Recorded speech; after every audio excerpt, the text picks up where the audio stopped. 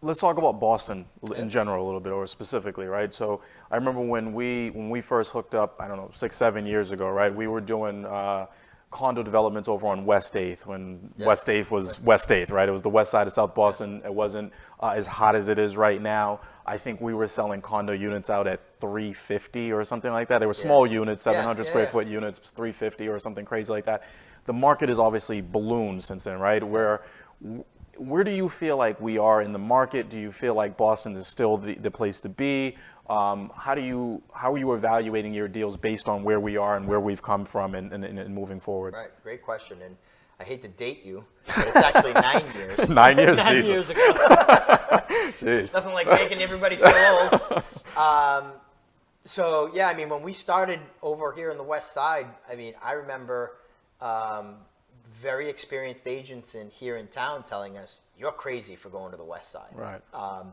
And now, I mean, the west side has exploded. And, you know, but we kind of saw what was happening, and we thought the west side would be a good investment. So that's where we started. And actually, we're on the west side now, on Gold Street. So it's, you know, where Boston has gone in the last 9 years has been, I mean, breakneck speed to where we are. But it's a direct result of the quality of the market itself. South Boston is one of those communities in the city of Boston that kind of has everything. It's got nightlife and entertainment. It's got new restaurants. It's got the beaches. It's got mass transportation.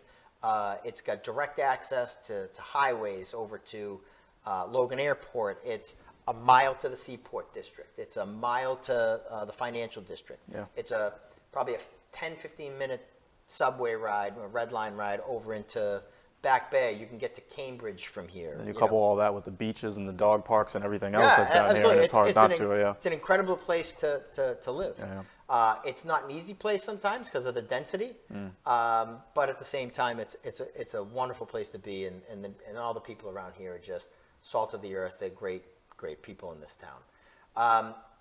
Aside from that, the market itself, why we still love South Boston. We do pay very much attention to where is pricing going and what are the macro factors in the economy that, you know, we need to be cautious of. Because things that happen in the economy, you'll see a trickle-down effect here into the housing market.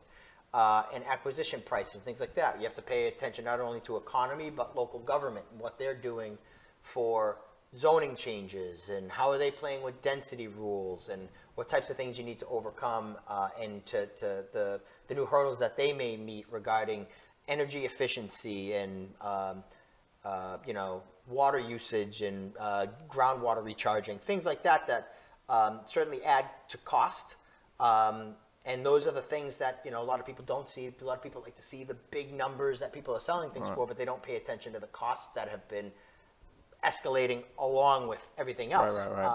The cost to build when we were starting back in 2009, I think we were around $130 to $150 a square foot. Yeah, which would be phenomenal today. Oh my God, But I mean, today we're easily $100 a foot higher than that over 9 years. So, you know, you've seen, you know, that increase for sure, you know, a 20% increase per year in labor and materials over that duration is, or approximately, but is, you know, certainly a contributor to, you know, everybody, you know, moving forward and trying to focus on the things that really you need to pay attention to. But Boston as a market overall has an incredibly dynamic economy.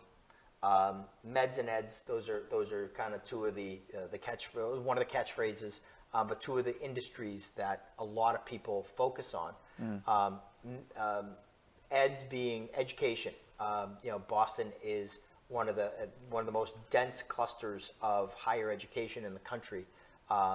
Not just dense. I mean, some of the best institutions in the world, right? I mean, it's Harvard, it's MIT, it's BU, BC, Northeastern, some of the best institutions in the world. Absolutely, here, so, absolutely. And the drivers of those. I mean, you think about that every year as all of those universities release graduates, and think about 150,000 new people. Where let's say percentage of those, let's say 60 to 70% of those people are staying in this market because of the jobs that they're going to school for are right here, and all of those corporations are looking for the talent that's coming out of those universities. So it just feeds that economic cycle on an annual basis. Biotech, financial services, healthcare, just tech in general. The Silicon Valley of the East, which is what that 95 belt has been referenced to for decades. All of that type of industry just is located right here in a lot of those corporate headquarters. Pharmaceutical, how could I miss that one?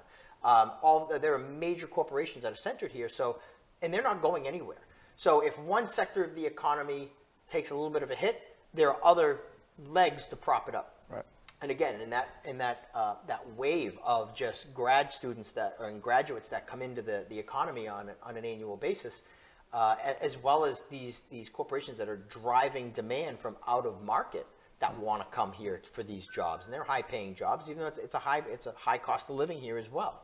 So they go hand in hand, but we pay attention to that, and that's what makes Boston a dynamic market.